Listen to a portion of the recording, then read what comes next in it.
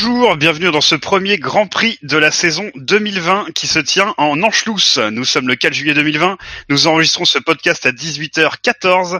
Je suis Scannibal, installez-vous confortablement. Ça va bien se passer, normalement. Commençons par introduire le contexte de la course qui se déroulera sur le circuit du Red Bull Reich. On en fera 71 boucles, normalement sous un beau temps, pour une distance totale de 306,58 km, soit la longueur de câble déroulée par la mère de Benlop. Salut Benlop. Salut Scani. Le commissaire pilote de la FIA sera Vitantonio Luzzi, une personne de qualité donc, mais qu'on aimerait un peu oublier. Bonjour Yannick Doc. Salut. 3 zones DRS seront mises en place sur le Panzerring. Vous les repérez lorsque l'aileron arrière se soulèvera, c'est très joli. Ça donne alors une silhouette tout à fait svelte, mais finie à la truelle, tel Gus Gus. Bonsoir Gus Gus. Bonsoir à tous. Les pneus choisis par Pirelli, c'est du dur, du médium et du tendre. Voilà, les intermédiaires, ils sont verts, et puis la pluie, ils sont bleus. Et puis voilà, c'est des pneus, on sait pas ce qu'ils vont donner. Ce podcast s'appelle le SAV. Tout à fait. C'est vrai. C'est vrai que je l'ai pas dit, tiens. Non, je l'ai pas dit, oui. Oui, bienvenue chez moi, voilà, allez, piratage de l'émission. Non, on l'a déjà fait une fois, on le refera pas. Messieurs, je vous propose de ne pas perdre de temps et de vous demander comment vous allez. Il y a la réponse diplomatique, ça va. Oui, c'est ça, je trouve très bien. Non, mais c'est la fin du déconfinement quand même. C'est la vraie fin du confinement. Et écoute, c'était la fête là. C'était tellement la fête de revoir des voitures faire des ronds sur un circuit que j'ai mis un pantalon aujourd'hui alors que je travaillais pas. Oh là là. Oh mon Dieu. C'était quand même la sacrée motivation, quoi, tu vois. Putain, ça me fait tilter que je suis encore en calbar, moi. Ah oui, j'imagine. À calbar tongs, ça va, c'est pas mal que t'aies un calbar, quoi. J'ai mis les tongs. Attends. Mais as-tu les chaussettes avec ces tongs? Ah non, bien sûr que non, je ne suis pas Lewis Hamilton. Le Panzerring pour fêter ça.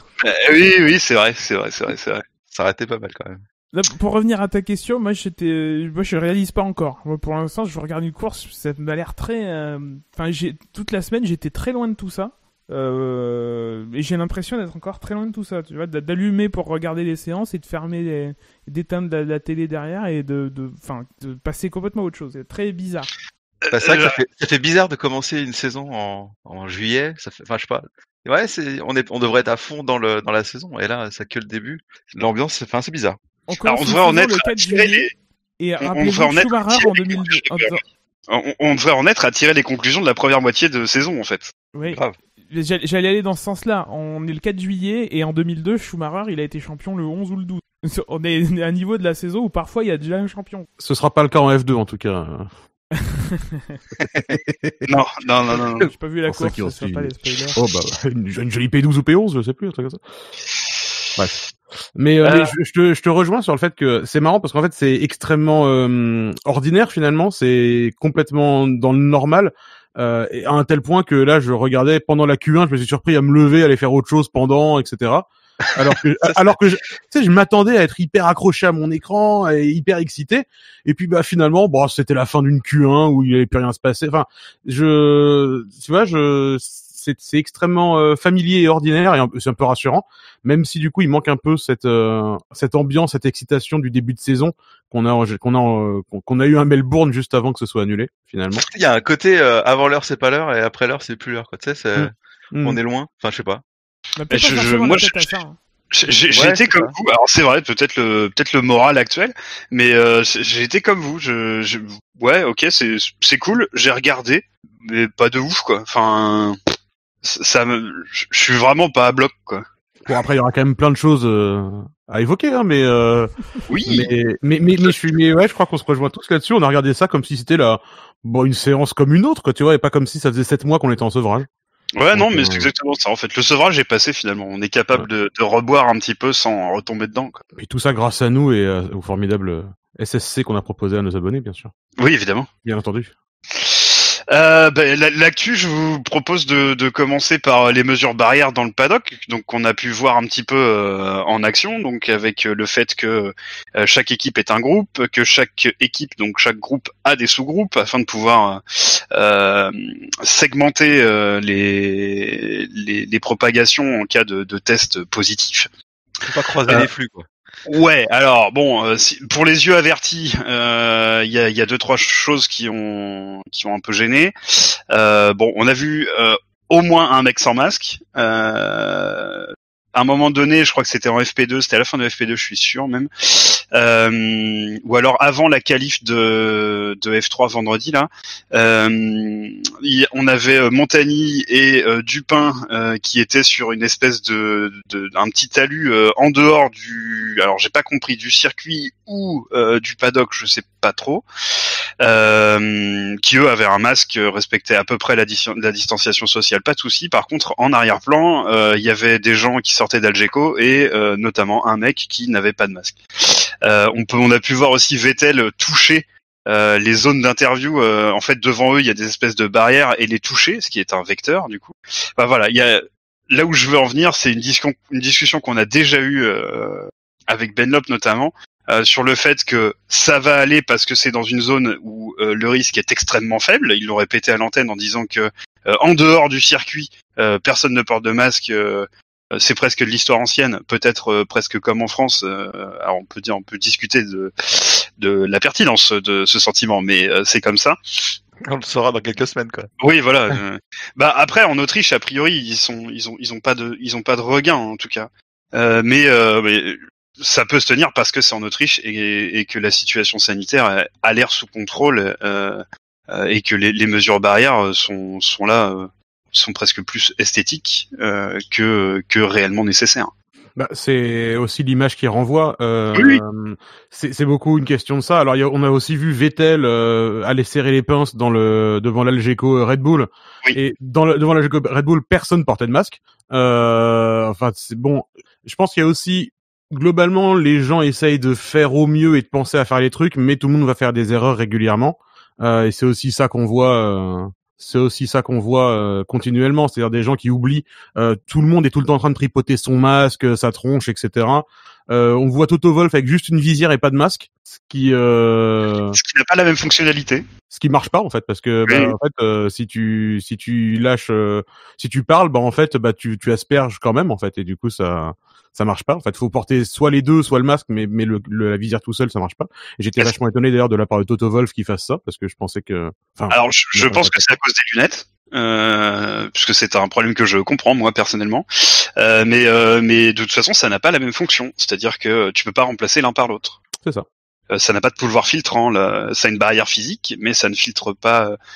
Ça ne filtre pas l'air. Ça continue de la dissiper grandement. Alors que quand tu mets un masque, ça atténue la dispersion de l'air. Bon. Après, comme tu dis, on avait déjà discuté de ça dans le passé déjà, mais moi j'aimerais faire un peu preuve d'indulgence parce que c'est la première et que tout le monde va faire des conneries, que les gens vont sûrement se dire attention à ça, etc.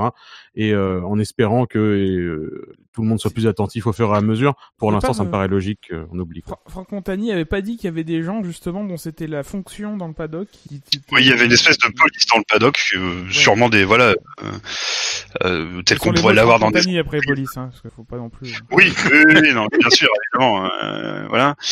Mais il fallait suivre la ligne blanche apparemment. Il était là-bas. Oui. D'ailleurs, pas simple avec le masque d'ailleurs pour Franck. Non, pas facile la vie. Ça filtre tout, c'est terrible. C'est vraiment la merde. Un petit trou pour la paille. Bon. Non, essayez de faire cette éthique par contre parce que j'ai faim, j'aimerais qu'on boucle ça. Je t'emmerde. Clairement, gentiment. Je permets, tiens, de ce petit interlude amical et un peu hors sujet, je me permets d'en faire un. J'ai eu l'ami Jackie par chat récemment et qui m'a parlé d'un de nos auditeurs, et un de ses auditeurs, il écoute LiveSim, qui est non-voyant ou malvoyant, je ne sais pas, je n'ai pas les détails, mais en tout cas voilà. Et Jackie est allé gentiment l'aider à installer Canal+, puisque en fait RMC, je l'ignorais, ne diffuse plus la Formule 1, donc cet auditeur n'avait plus accès à la Formule 1 et voilà, Jackie m'a dit qu'il aimait particulièrement le SAV, donc je me permets de le saluer, et puis en fait si on peut faire quoi que ce soit pour te faciliter la vie, pour vivre ta passion, n'hésite pas à nous faire passer le message par Jackie, on fera ce qu'on peut pour toi. Cet auditeur. Oui, il est tombé sur Jackie, voilà. C'est pour ça que je propose de l'aide, c'est bon. Cet auditeur s'appelle Bernard. Voilà. Donc je tenais à saluer Bernard et à lui proposer s'il en a besoin de l'aide de quelque manière que ce soit. Et toi, tu vas lui défoncer les oreilles, c'est ça le problème. Oui, non, oui, peut-être. Écoute, si c'est ce qu'il a besoin, je le ferai. Voilà. Je reviens sur les actualités du paddock. Refermons cette parenthèse. Donc les mesures barrières, je pense qu'on a un peu fait le tour. À moins que vous ayez d'autres choses à dire. Peut-être le podium de F2. Oui, où tout le monde était à 1m50, 2 mètres. Ouais, c'est ça. Avec chacun sa marche. Ils ont dit qu'ils avaient pas le droit de boire le champagne. Oui, alors j'ai pas compris parce que en fait j'ai absolument pas compris parce que de toute façon, enfin, ils se l'aspergent dessus. Enfin, j'ai rien compris à pourquoi pas le boire. Quoi. Alors parce que je pense que la bouteille est un vecteur, mais dans ce cas-là, la personne qui manipule la bouteille pourrait très bien respecter un protocole qui fait que le pilote pourrait l'utiliser. Mais ce que je comprends pas, c'est que la bouteille est présente en fait. Oui, donc enlever la bouteille, on n'en parle plus. Je comprends bien. Je comprends bien que ils ont un contrat avec Carbone et puis ils sont obligés. Tu peux placer les bouteilles. Ah, mais tu peux les placer de façon safe sanitairement. Enfin, à partir du moment où de toute façon ils vont les prendre avec leurs mains, les remuer et s'asperger avec. Je vois pas ce que le fait de boire change derrière. Alors je suis pas épidémiologiste, alors je suis pas le professeur Raoult, mais ils vont peut-être pas simplement pas. C'est pas toi l'élite. Ils vont tout simplement peut-être pas s'enfiler 1 litre de champagne. Oula. Je sais pas quelle taille font les. Non, c'est pas ça. Je pense que la bouteille déjà en soi est un vecteur. Ensuite, je pense que asperger des gens qui ont un masque annule la fonction du masque. Et je pense que pour boire, faut enlever son masque, ce qui est interdit. Ah, c'est ce concept d'enlever le masque pour boire. C'est pas con ça. Pas con non plus. Je pense que ça. Mais ce que je comprends pas, c'est pourquoi il y a la bouteille du coup. Mais la sponsoring, non mais c'est pas con. Qui paye cher. Bon, et puis même sans penser au sponsoring, on peut toujours faire comme si, tu vois, ça fait partie du côté festif du podium qui serait triste s'il y avait pas le fait d'asperger de champagne ou je sais pas quoi. Enfin bref. Et, alors, le truc qui est complètement con, c'est que la bouteille, elle est ouverte. Ouais. La bouteille est ouverte, donc ça veut dire que quelqu'un l'a manipulée. Mais dans Oui, le Et l'a manipulée, a priori, dans la zone où tu vas mettre ta bouche. Oui. Et pourquoi Ouais, il la du laisse coup, pas c'est fermer? très De toute façon, ils peuvent pas s'asperger, donc laissez-la fermer. J'ai pas Ou alors, compris. tu mets des bouteilles vides, comme ça, il y a plus de problème. C'est sur le podium de l'absolu, F3. t'as un petit. Après la qualif, t'avais un petit réceptacle pour chacun des trois membres du top 3 des qualifs, avec leurs trucs bien présentés et tout. Forcément, il y a quelqu'un qui a bougé le podium, qui a mis la casquette sur les machins, etc., les serviettes. Donc bon. Oui, mais tu peux le faire dans le respect des règles sanitaires, ça. Si tu, Oui. enfin, tu peux le faire correctement. C'est comme quand tu te fais. Alors attention, l'exemple de grosses feignasses, c'est comme quand tu te fais livrer de la bouffe actuellement. Tu vois, à la limite, ça peut se faire dans le respect des règles sanitaires tout de même. C'est juste la distanciation physique qui est à respecter et de ce côté-là, ça peut être ok. Ça dépend de quel protocole est suivi quand ils le font, quoi. De toute façon, si la personne qui le fait porte masque et gel hydroalcoolique, elle peut manipuler le truc. Enfin, faut des gens formés, effectivement. Oui. Bon, je vous propose de refermer là La bouteille de champagne. la barrière des mesures, n'est-ce pas? Pour passer sur l'autre grosse actu, c'est donc c'est la reprise de la F1 et donc ça a permis à Red Bull de tirer instantanément à balles réelles et sans sommation sur Mercedes avec la réclamation sur le DAS. Donc le DAS qui est ce système d'ouverture et de fermeture du pincement des roues avant. Donc en gros, soit les roues vont converger vers le pilote ou s'écarter. Je suis en blague salace. Non, même pas. J'avais pas prévu, mais écoute. On a grandi. Non, mais vas-y, maintenant que ça a été proposé, fais-la. Hein. Écoute, c'est le monde d'après, voilà. Donc ce système qui a priori influe sur l'aérodynamique de la voiture, en tout cas change le comportement de la voiture, ça on peut pas le nier. Néanmoins, là, alors je vais pas en venir à la conclusion, je vais revenir d'abord sur le sujet, le DAS. Donc pour vous, est-ce que c'est normal de porter réclamation ou pas? Qu'est-ce que vous avez pensé de ce sujet-là? C'est un moyen d'occuper le terrain médiatique en tout cas. Toutes les infos qui ont paru, laissaient penser, laissaient présager de l'issue de la demande. pour moi, c'est plus de la part de Red Bull l'occasion de taper un peu du poing sur la table et de plus que d'autres choses. Je pense qu'ils savaient très bien que ça viendrait pas à être interdit. Après, du coup, ça leur donne l'info que c'est pas interdit. Donc si jamais ils ont eu le temps de bosser un peu pendant le confinement, avant et après les fermetures des usines, ils peuvent le faire. C'est aussi un moyen pour eux d'en être un peu fixé, de faire une jurisprudence. Qu'aujourd'hui, si tu le fais pas, t'as pas forcément la réponse et tu peux demain te faire avoir si une troisième écurie le fait à ta place, quoi. Mais t'imagines, ça fait depuis Melbourne qu'ils doivent être là, putain, allez, on va demander. Ils ont jamais pu, quoi. Là, dès la première séance, allez. C'était un peu attendu de toute façon. Enfin, que je te rejoins, Gus là-dessus. De toute façon, ils sont dans leur rôle. Je veux dire, on s'attendait tous à ce qu'il se passe exactement ça à la fin de la première journée à Melbourne. On savait qu'ils allaient porter réclamation et voilà. De la même façon que, enfin, c'est quelque chose qu'une autre équipe fait. Qui leur paraît borderline, c'est logique qu'ils portent réclamation. On a eu l'éclaircissement en plus pour une fois rapidement 6 heures après la réclamation, ce qui peut quand même être salué. En plus, une décision motivée, argumentée, et je pense qu'on va revenir dessus. Scani, tu vas nous emmener là-dessus juste après. Oui. Mais voilà, ils sont dans leur rôle, et honnêtement, tout le monde s'attendait à ce qu'ils le fassent de toute façon. C'était, je crois qu'il l'avait même peut-être même annoncé avant le début de la saison qu'il porterait réclamation après la première séance. Donc bon, c'était pas une franche surprise.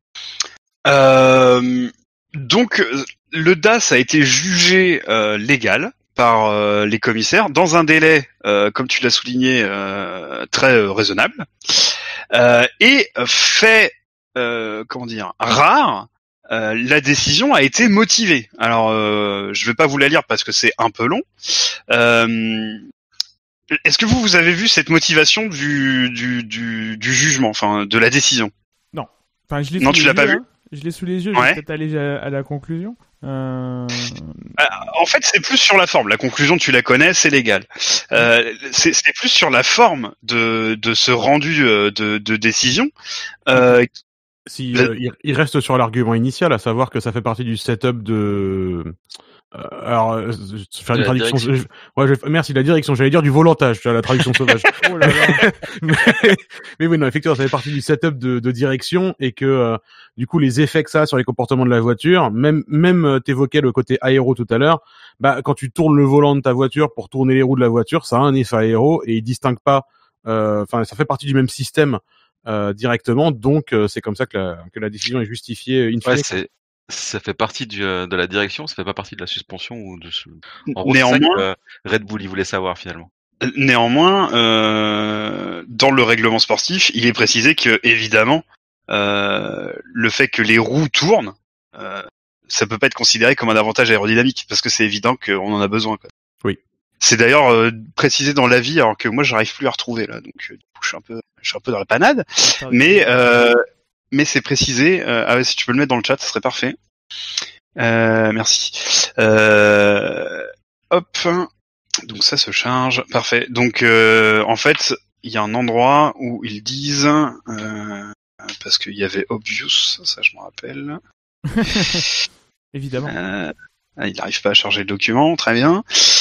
Mais en pratique, comme tu le dis, on pourrait pas tourner les roues des voitures pour pas perturber l'aéro, ce serait quand même un peu embêtant pour faire la course. Non mais voilà. Donc c'est comme ça que la décision est motivée et c'était l'explication qu'on avait eue déjà quand on avait découvert le système aux essais hivernaux.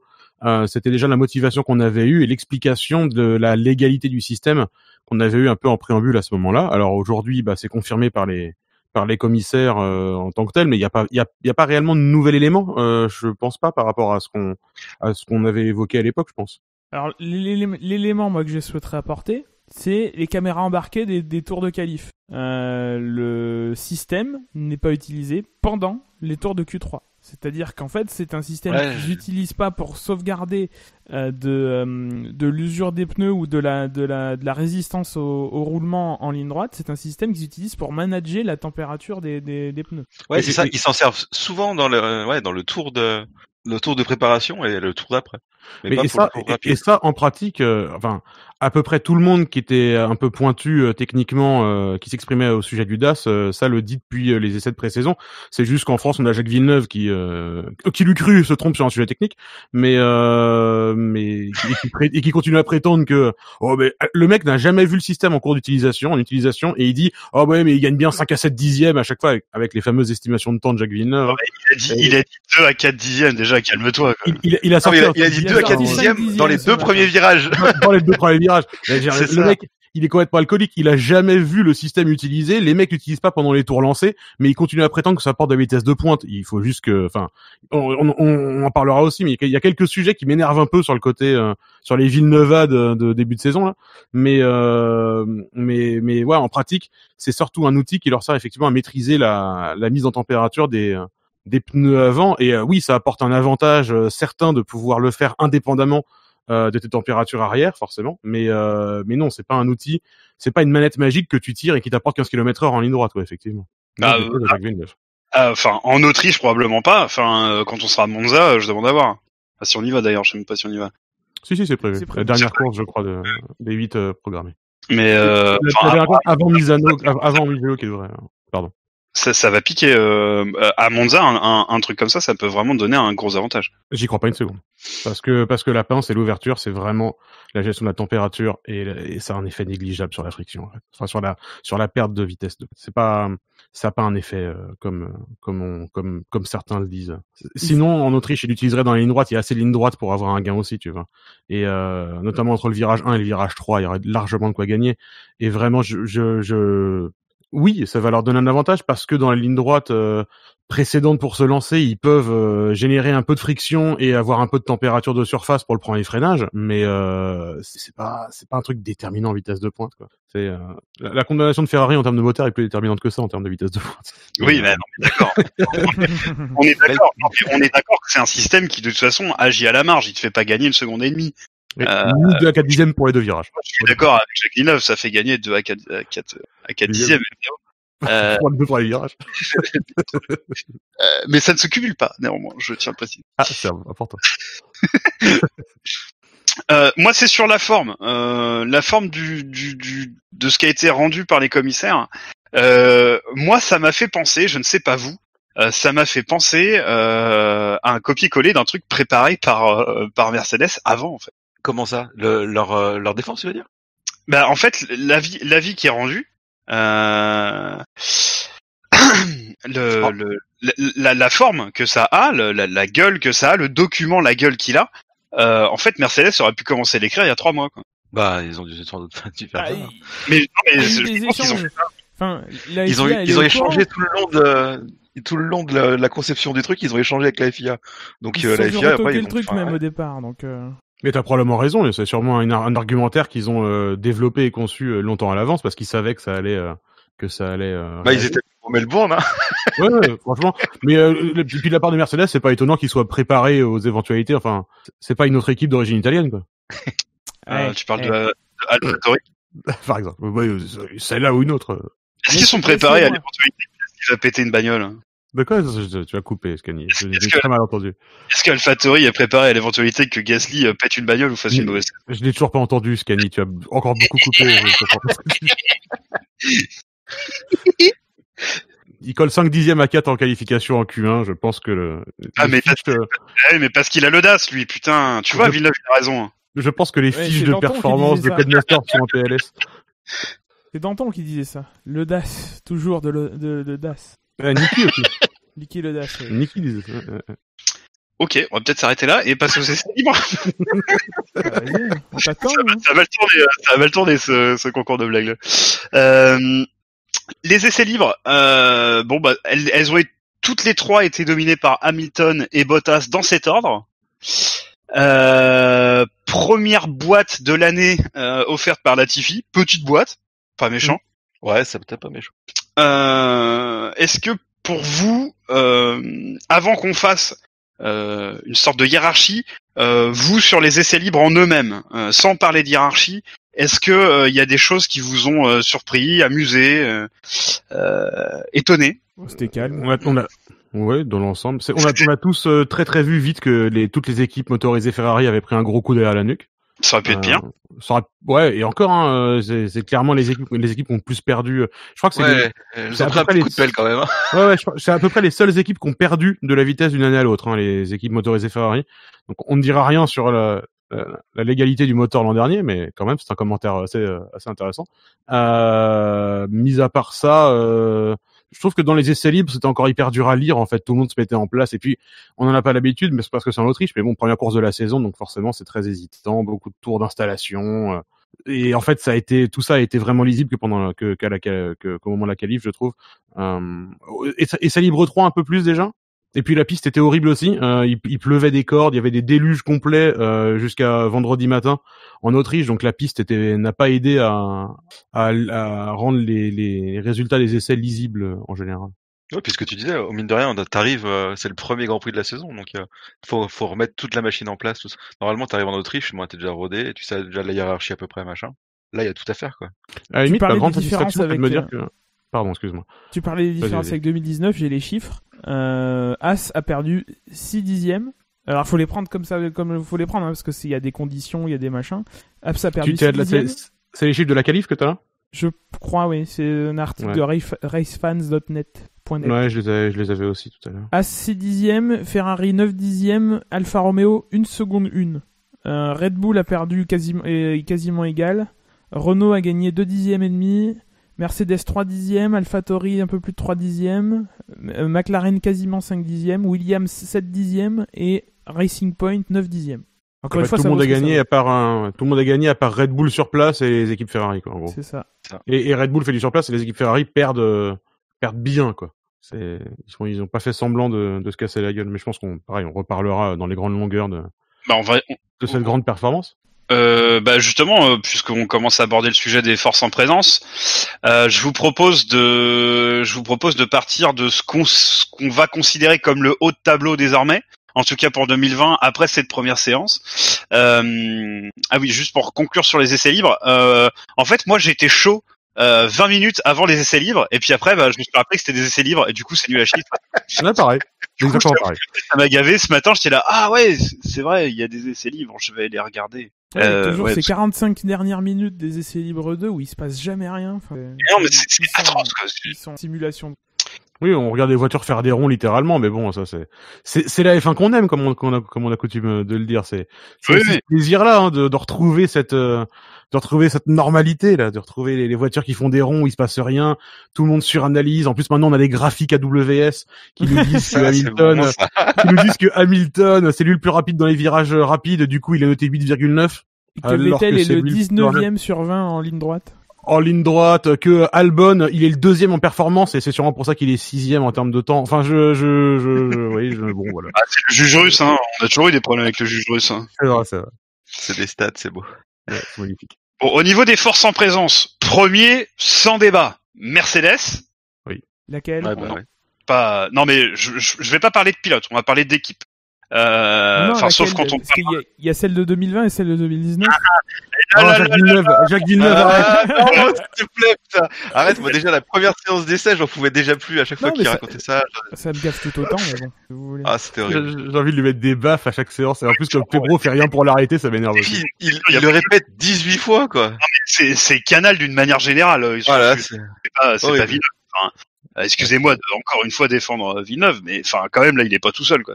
Bah, c'est complètement lui qui ouvre le sujet à chaque fois. Ouais, il relance le truc à chaque fois, quoi. Scani, tu ne peux pas l'éluder de toute responsabilité individuelle, tout de même. Bien sûr que si. Il brûlerait des chatons, tu dirais que c'est la faute de Laurent Dupin. Il y aurait pas Stroll dans l'écurie, il en ferait pas autant, je pense. Ouais, c'est sûr. Moi, je trouve qu'il s'est calmé sur Stroll, quand même. Ça fait un moment qu'il dit rien de mal sur Stroll. Oui, maintenant il dit que sa voiture c'est une Mercedes 2019. Ça fait 7 mois qu'il a rien dit de mal sur Stroll. Il a rien dit sur lui depuis décembre, ça va. Et bon, Mercedes loin devant. Ensuite, Force India, qui s'appelle plus Force India, mais je me rappelle plus de leur nom de merde. Racing Point.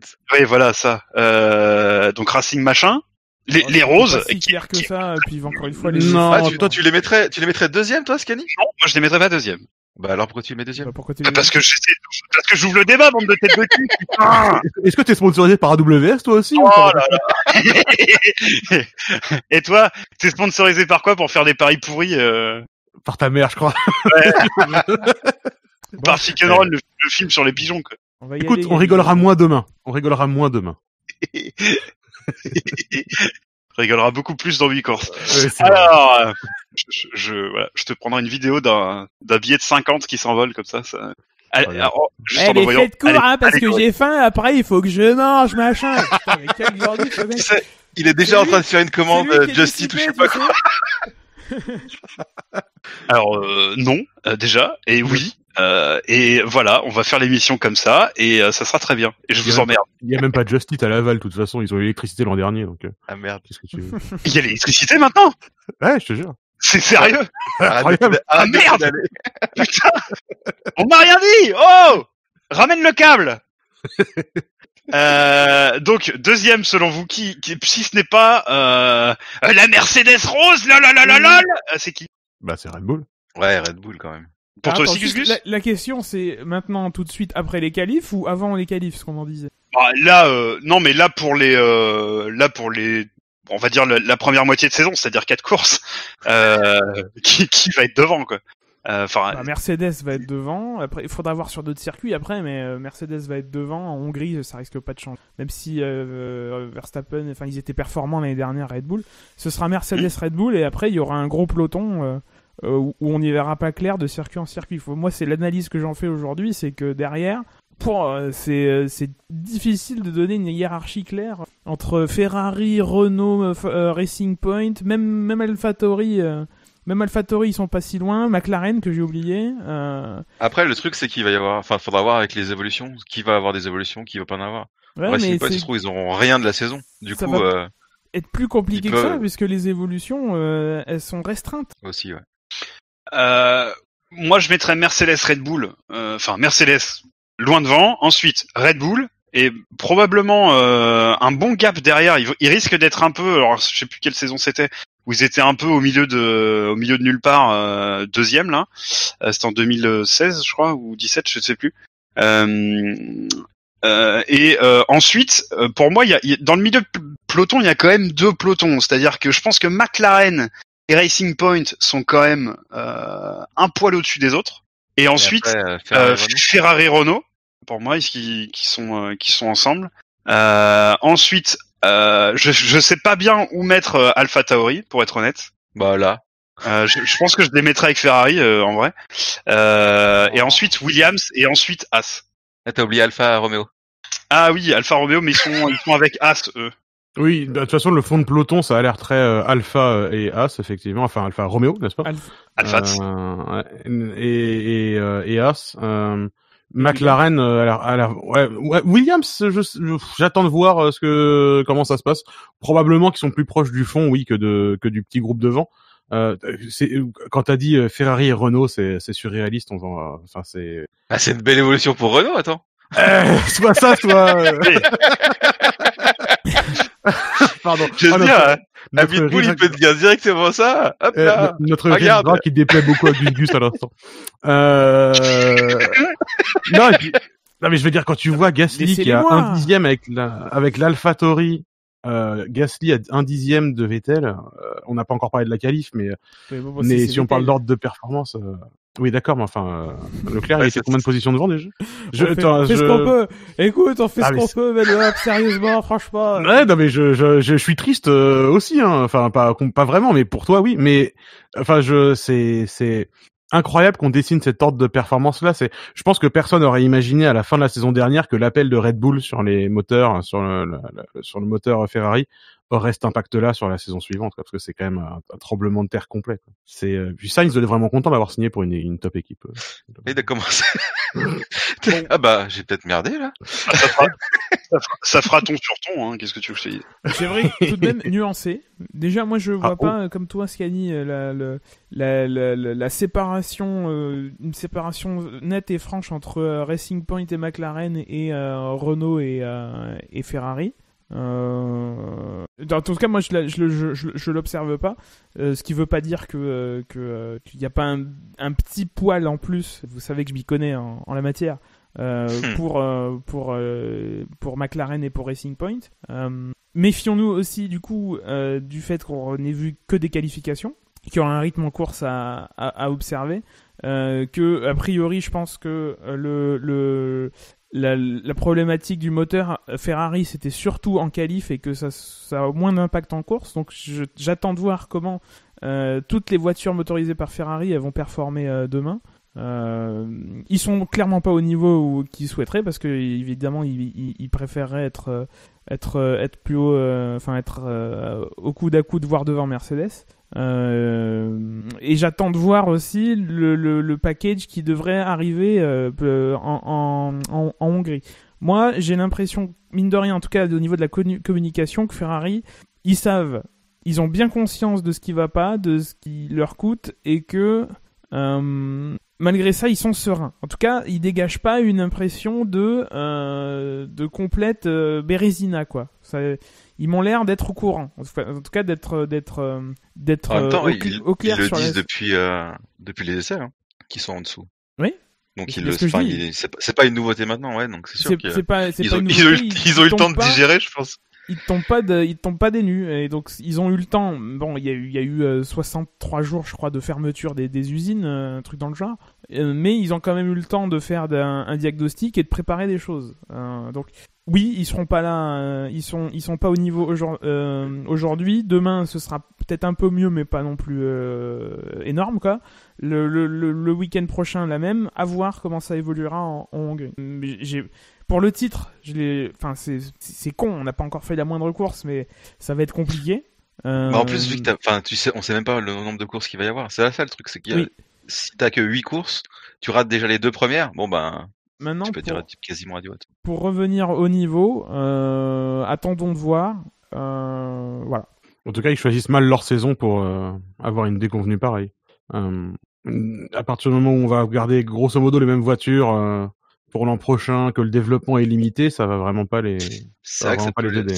Ça peut les fuir en 2 ans. Quoi. Ouais. C'est d'où le fait que ce soit crucial qu'ils réagissent avant le dernier délai où vraiment il y aura un gros freeze. Ce sera après l'Italie. Ce sera pour l'Italie, je crois. Pour le 8e Grand Prix. Voilà, c'est important qu'ils réagissent d'ici là. Donc maintenant les usines sont ouvertes, y aller plein pot. Ça reste Ferrari, il y a des moyens colossaux. Ouais, ils ont les moyens de se reprendre. Donc c'est là qu'il faut turbiner. Sur le moteur, ça va être compliqué parce que ils ont perdu un gros atout dans leur manche visiblement. Il y a personne qui peut dire le contraire. Voilà. Sur le châssis, il y a peut-être un loup qui fait que et qui peuvent corriger. On verra. Eh bien, on verra ça en cours de saison, puis on aura les premiers éléments de réponse demain pendant la course. Si on se focalise sur les qualifications, si on essaie de passer rapidement sur les différentes sessions, donc en Q1 ont été éliminés Latifi, Raikkonen, Giovinazzi, Russell et Magnussen. Est-ce que vous, il y a quelque chose qui vous a surpris pendant cette Q1, surpris par un résultat ou un fait pendant cette séance? Non, ça sent la sale fin de carrière pour Raikkonen, c'est tout. Enfin, ouais, il peut avoir une saison très longue finalement. Ouais.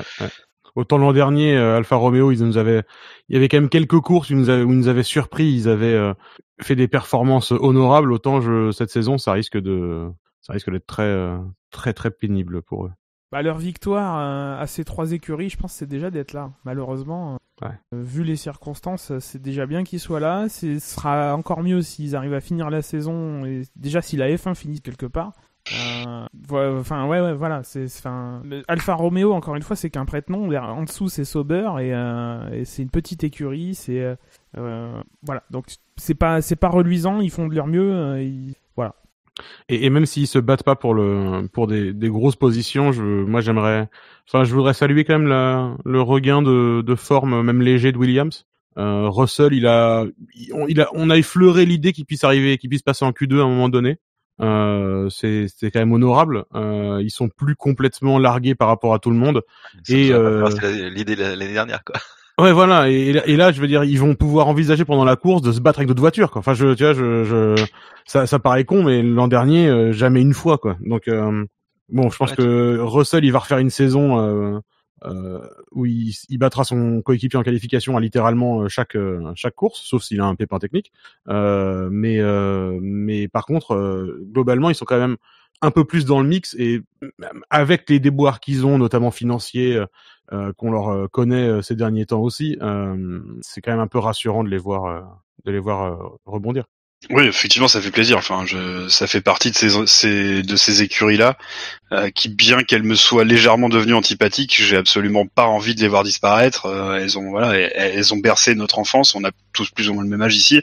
C'est une écurie qui a bercé notre enfance. Ça serait vraiment triste qu'on la perde, quoi. Ouais, c'est très mal. Bien, messieurs, au niveau de la Q2, élimination de Gasly. Est-ce que tu as quelque chose à nous dire, Ben Lop? Qu'il a fait une belle performance et qu'il a battu Kvyat et qu'il était à 1/10 de Vettel. Voilà. Oui, mais ça, c'est les autres noms que je vais dire après. Oui, mais en tout cas, et qu'il a panel, quoi. Que Gasly a fait une belle qualification, il a mis la voiture là où il devait la mettre, et que en vrai, vu les essais libres, je pensais vraiment pas qu'ils allaient réussir à ne serait-ce que passer la Q3. C'est vrai que c'était pas gagné, quoi. Ah, déjà, il a réussi à la garder sur le circuit, c'était bien. Aussi bien lui que Kvyat ont eu quelques chaleurs, parce que ça a pas cogné, mais... On a donc perdu en Q2 Grosjean, qui lui avait réussi à passer en Q2, par rapport à son coéquipier Magnussen. Ocon, on va revenir sur Ocon maintenant parce qu'on va avoir beaucoup à dire après probablement. Ocon, petite déception quand même pour Ocon, qui se retrouve pas mal derrière son coéquipier quand même, puisque Ocon il est en 4-6 quand Ricciardo est en 4-0. Ouais, après faut qu'il se remette aussi. Ouais, parce que ça... Il y a 6 dixièmes en Q2. Il y a 6 dixièmes en Q2, ouais. Ouais, ça fait une petite claque, quand même. Ouais, ça fait une belle claque, mine de rien. Bon, qui est ouais, bah écoute, évidemment, oui, évidemment. Mettons tous notre gilet jaune et allons vite bloquer la première concession Renault qui nous tombe sous la main. Bien sûr. Voilà, car nous sommes le peuple, évidemment.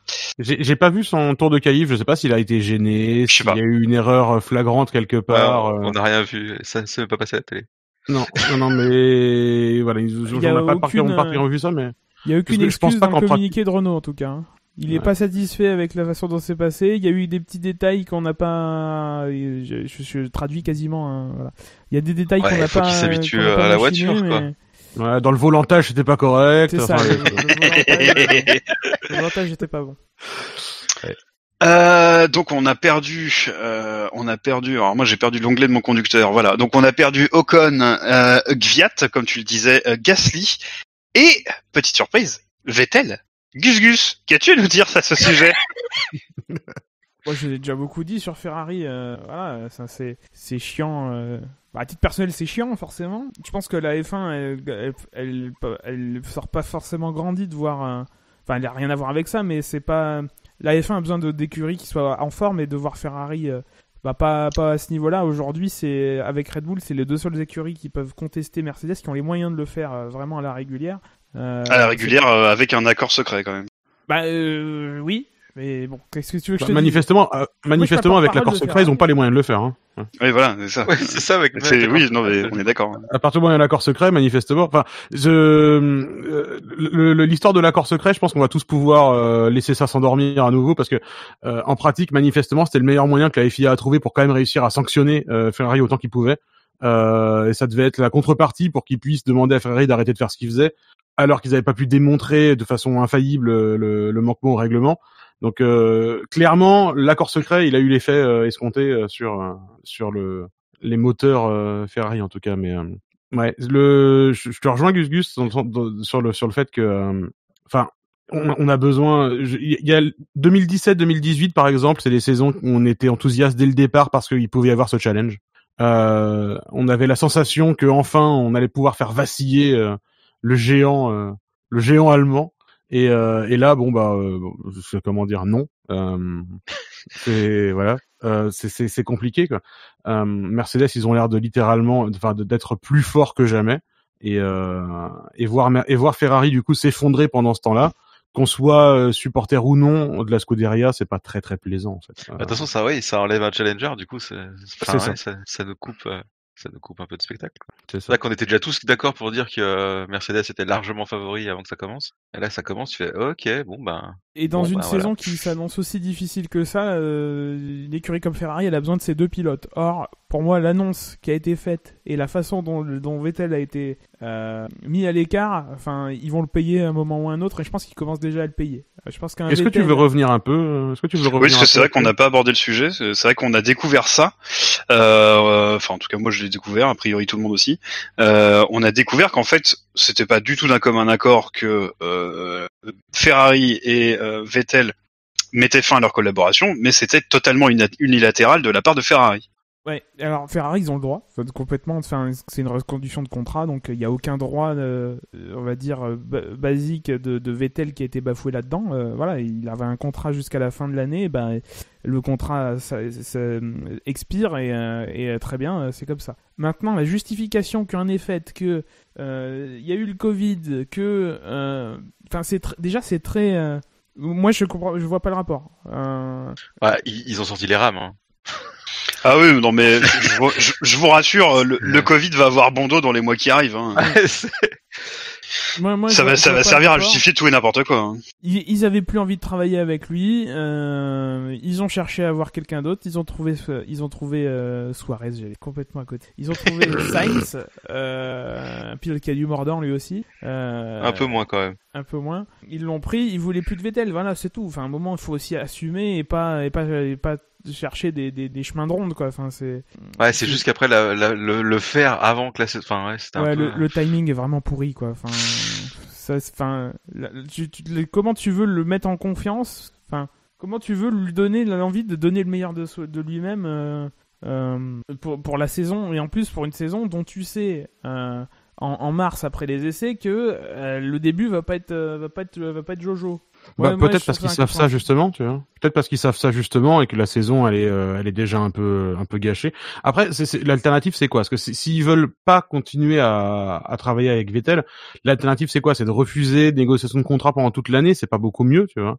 À un moment donné, une séparation, elle va forcément être un peu. Il y a un moment où ça va être un peu vilain, quoi, et où forcément ça va se passer.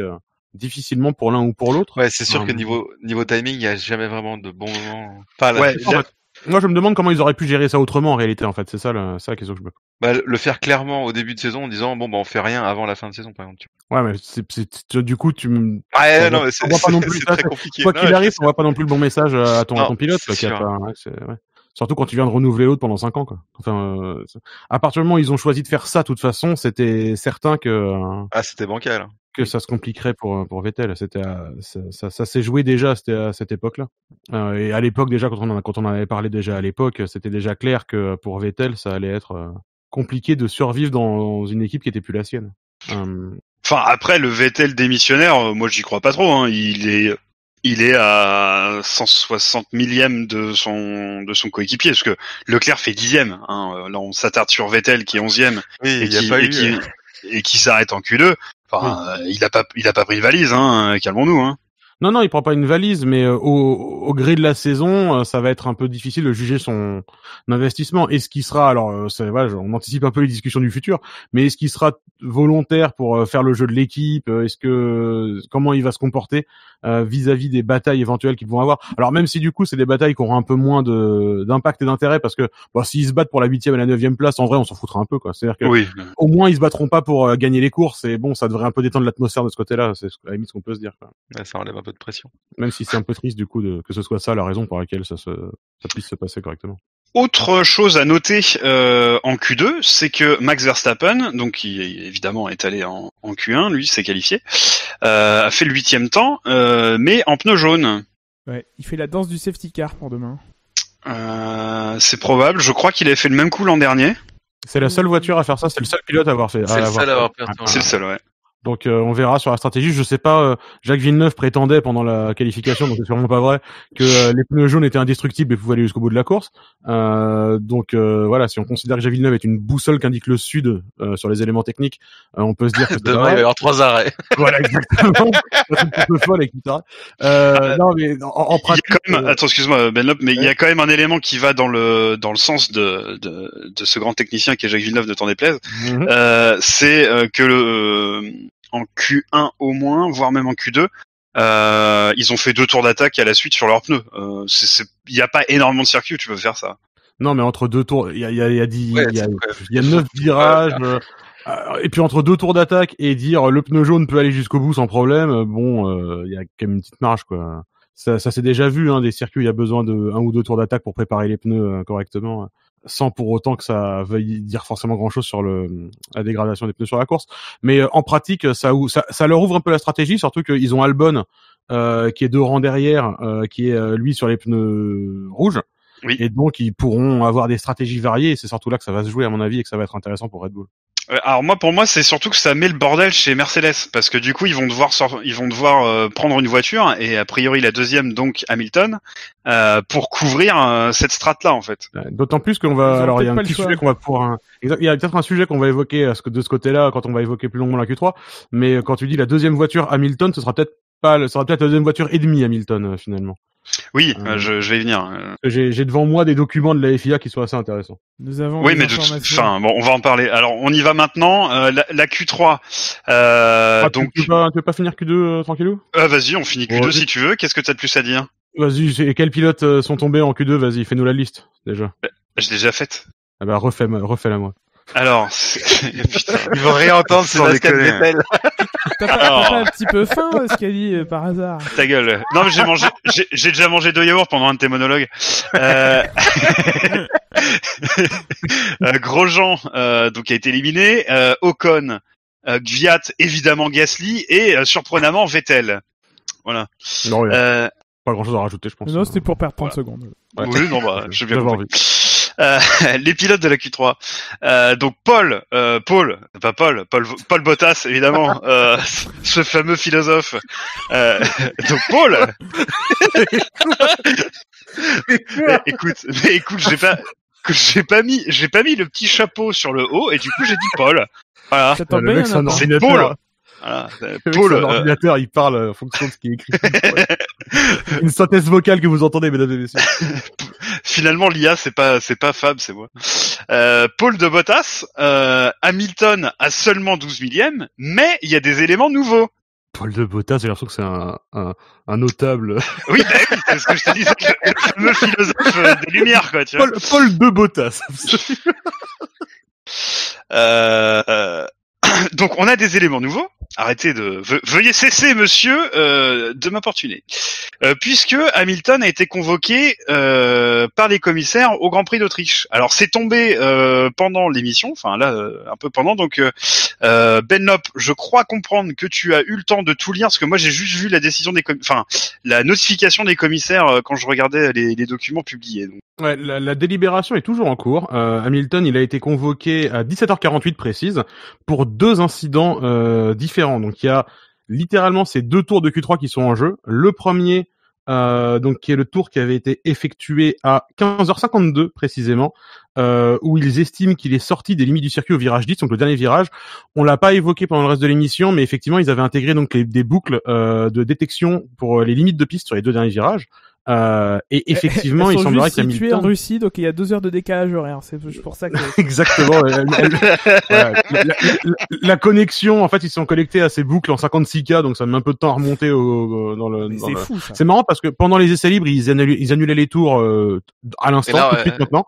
Et là, d'un seul coup, c'est la supposée infraction. Enfin, bon, on a quand même eu droit à des ralentis, où c'est que tu vois. Oui, on les a vus, mais. Du coup, pendant la qualif, on n'a pas eu de retour de ça directement, mais effectivement, donc là, il a été convoqué pour donc le dernier virage sur son premier tour lancé en Q3 pour le fait d'être sorti large au virage 10. Donc ça, ce tour-là, Bon bah je pense que c'est un peu comme les infractions du type excès de vitesse dans la voie des stands, hein, c'est pas trop contestable, c'est-à-dire que si la boucle dit que t'es allé dehors et puis rouler quoi.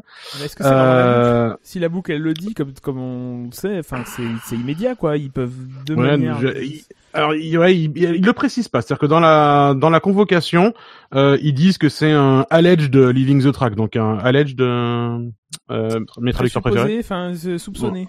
Ouais, il y a un terme, tu sais merde. Pauvre en matière grasse, alleged. Alleged, tout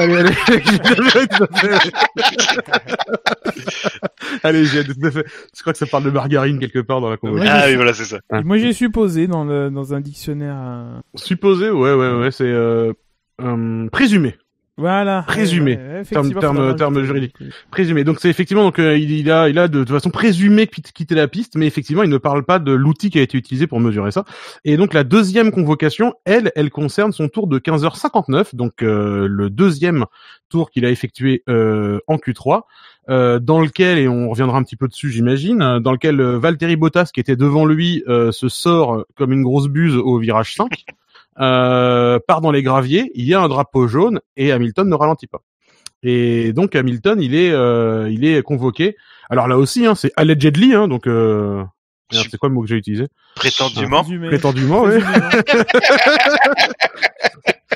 Il a prétendument, il ne sait pas, il a manqué de ralentir pour les drapeaux jaunes. Donc si on fait appel à la jurisprudence dans ce cas-là, le tour dans lequel il est sorti large au virage 10, ça devrait être effacé simplement. Donc celui-là, il peut lui dire au revoir, comme à la Carioca. Et le tour où il n'a pas ralenti, il devrait probablement être à la fois effacé et, si on s'en réfère à ce qui s'était passé avec Verstappen au Mexique l'an dernier, 3 places de pénalité en plus. Ah bah le tour. Donc ça le ferait partir. Non. Le tour où il a pas ralenti, il va pas être effacé. Non. Oui. Ah bah c'est ce qu'ils avaient fait avec Verstappen. Non, mais là, le truc, ce que ça veut dire, ça veut dire qu'il aurait pas de tour valide en Q3, donc il partirait 10e. Donc il partirait 10e plus la pénalité pour pas avoir ralenti. C'est pas ce qui. Ah oui, d'accord. Okay. C'est ce qui est arrivé pour. Ah bon? Ouais, c'est à mon souvenir. Donc t'es en train de dire que là, Vettel finalement il peut être 10e quoi. Ouais, Vettel peut être devant Hamilton. C'est la teuf chez Gus. Attends. Ouais, à mon souvenir, Gus, tu te souviens d'autre chose au Mexique l'an dernier ? Bah non, pour moi, la façon dont t'appliques la pénalité, si dans ce genre-là, le tour il compte, mais t'as un recul de place sur la. Il me semble pas qu'ils aient annulé le tour de Verstappen. C'était les deux en même temps. J'en profite pour vérifier en même temps, comme ça au moins on aura le. Oui. Ouais, absolument. Quelle était la grille ? T'as raison, Verstappen était premier et il était parti 4e du coup. Parce que ça rend pas le tour invalide en tant que tel, quoi. Enfin. Ouais. Et il y avait pas eu une discussion autour de ça justement, du fait que ce tour devrait pas compter ou je ne sais quoi. Bon bref, ça a probablement pas été modifié. 2 grands prix, qu'est-ce que tu veux que je me rappelle? Ok, donc il y a quand même, c'est vrai qu'il y a quand même du coup une forte probabilité que Hamilton parte finalement pas deuxième, parce que du coup s'il se fait effacer son premier tour et que son deuxième tour il est pénalisé si on prend cette jurisprudence-là, pénalisé de 3 places, du coup, ça le fait partir 5e, parce que je suis très fort en maths. Et Verstappen partirait c'est impressionnant, je sais. Et Verstappen partirait 2e, du coup. Ça pourrait nous faire un peu de remous pour la course, si c'est la conclusion à laquelle ils arrivaient. Si toutefois c'est la conclusion à laquelle ils arrivaient. Ah, on verra, là, évidemment, ça va prendre des heures pour qu'ils décident. Le passé des auditeurs le dira, notre futur à nous le dira. Non, mais c'est le temps de consulter les boucles de chronométrage, en fait, qui sont, en fait, enfermées dans des boules de cristal, qui ne s'expriment que lorsque les planètes sont alignées correctement. Ouais. Autant, moi, l'histoire de la boucle et des limites de la piste, je suis très étonné. Autant le drapeau jaune, j'y ai pensé, moi, ce coup. Donc, Bah, pareil. Ouais, aussi. Je suis surpris que ça n'ait pas été noté en direct, mais bon. Je pense pas toujours à toi. On peut faire confiance à Michael Moisy pour Évidemment. Ouais. Ou à Eduardo Faritas. Messieurs, quel est votre pronostic pour la course? Ouais, pas simple. Le Bottas 3.0 du coup. Ah. Demain, et est-ce qu'il est gagnant? Demain, on aura tout plein d'observateurs qui nous diront que ça y est, cette année, il y aura une bataille pour le titre entre les deux, etc., etc. Alors que Bottas, il se plaît sur ce circuit, c'est sa 3e pole en 4 ans. Bon. Ouais, c'est vrai qu'il maîtrise un peu l'Autriche. Et apparemment pas Hamilton. Donc. Ouais, donc peut-être moins qu'ailleurs, mais enfin, je préfère un Hamilton un petit peu en dessous sur un circuit. Surtout qu'on va le faire 2 fois, donc s'il peut être bien en dessous, histoire que ça nous donne 2-3 trucs à regarder. Moi, je pense que Verstappen va gagner, déjà parce que j'aimerais gagner de l'argent, pour commencer. Et, Mais tu sais que c'est pas parce qu'il gagne que tu vas être qu'il va être champion du monde et que donc tu vas rafler la mise. oui, alors, mais tu sais quand même, Scani, que statistiquement, Oh là là. plus il gagne, plus il a de chance d'être champion. Hein. Enfin, Ah, c'est comme ça que ça marche. c'est Ah comme ça non, que ça mais marche, ouais. excuse-moi, parce que je suis supporter de Gasly, du coup, je sais pas bien comment ça marche le championnat du monde. Ouais, ni les victoires.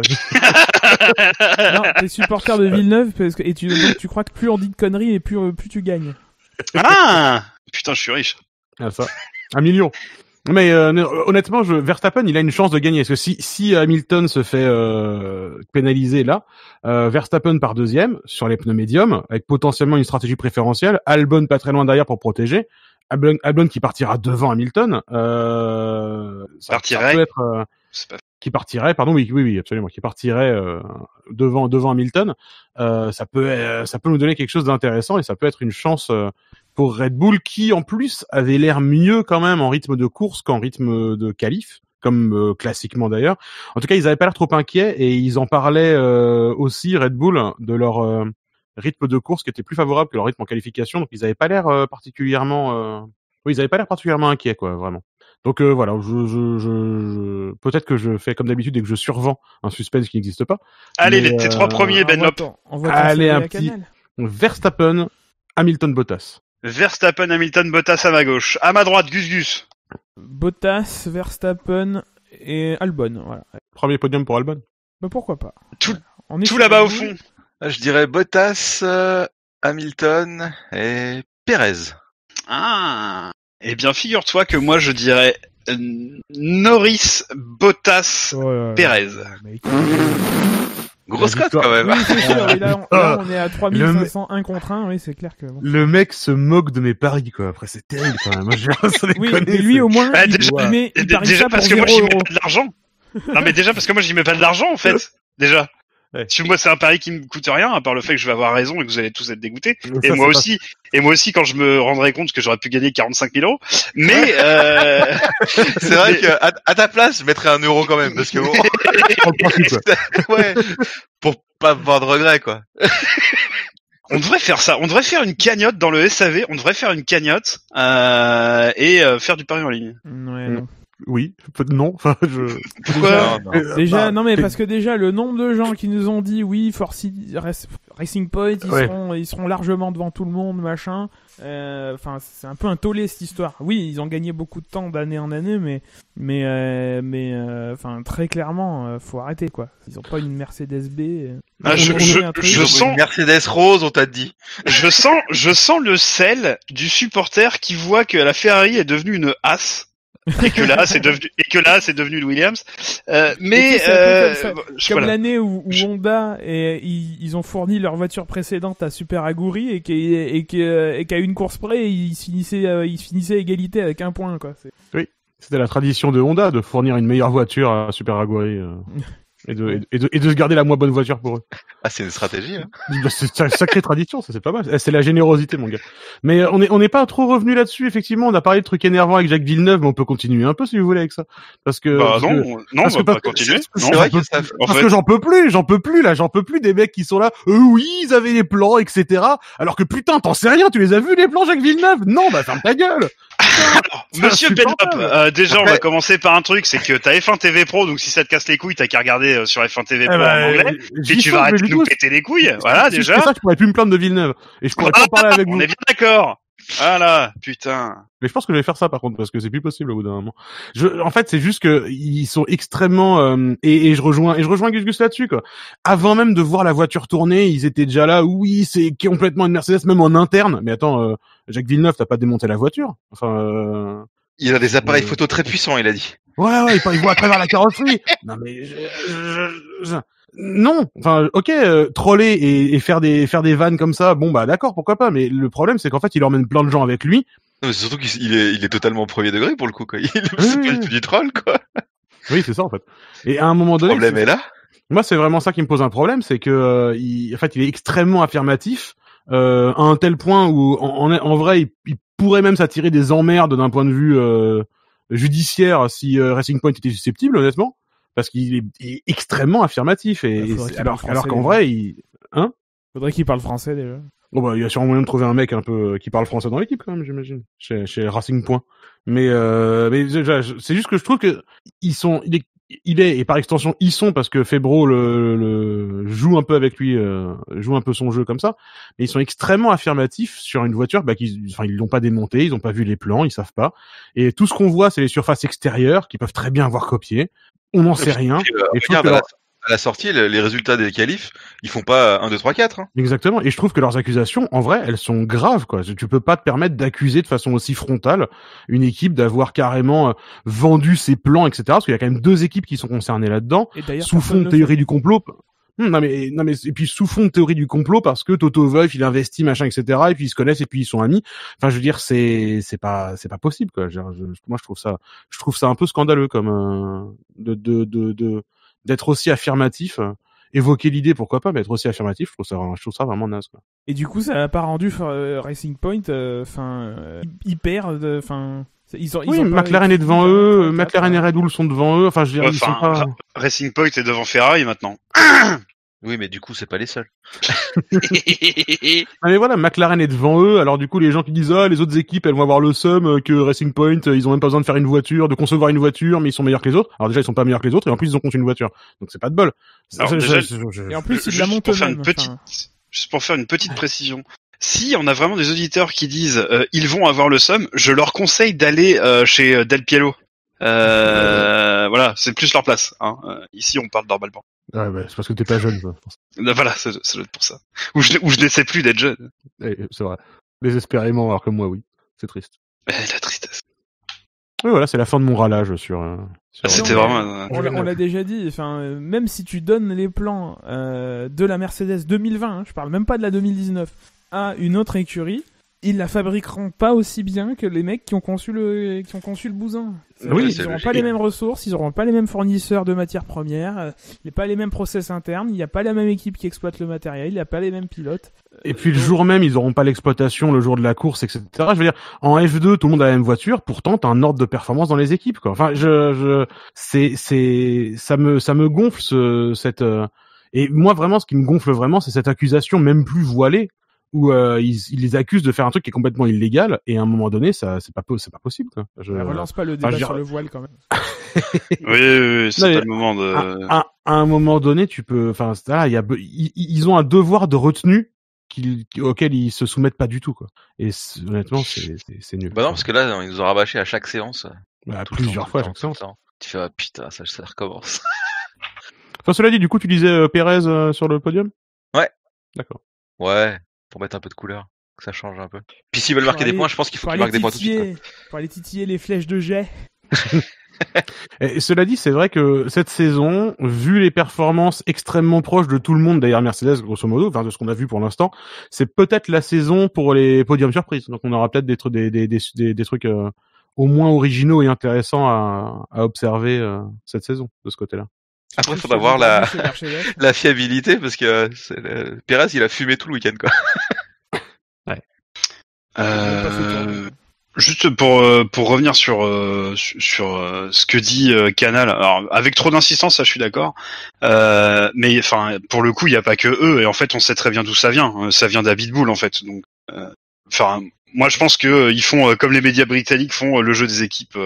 Ouais, bah après Abitbull s'il est pas content, et des pilotes britanniques comme Horner et comme oui, non mais on est d'accord, mais ça vient de là. Seulement comme Febro l'a justement dit à ce sujet pendant les essais libres, c'est très difficile de prouver que ce sont les mêmes voitures. Et je pense que c'est à tel point difficile que ce ne sont pas les mêmes voitures. Encore une fois, dans les détails, quand on regarde un petit peu et qu'on compare, il y a des petites différences. Ils ont copié, mais c'est pas exactement pareil au millimètre. Et la F1, c'est aussi une histoire de millimètres. Comme ça, tu sais de quoi tu parles. Hein.